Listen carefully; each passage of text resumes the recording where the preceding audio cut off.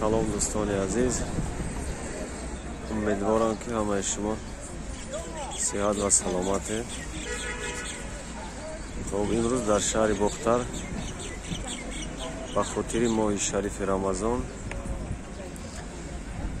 از جانب اجنسی ذخیره‌های مادی دولتی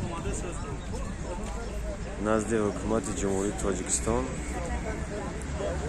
ярмаркаи фурӯши маҳсулоти ниёзи аввалия баргузор гардида истодааст ва дар ин ярмарка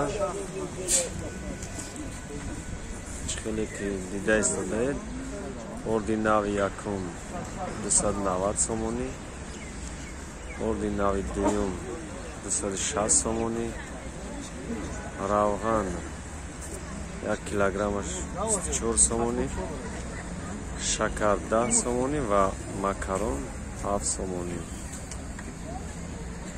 ва ҳоло ин аввалин мошин аст ки инҷо омадааст ва ба гуфтаи масъулин боз чанде аз мошинҳои пурбори дигар дар роҳанд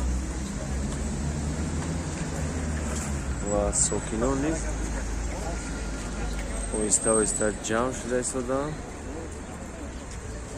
ва аз ин ярмарка бо нархҳои дастрас барои худ маҳсулот харидорӣ мекунанд.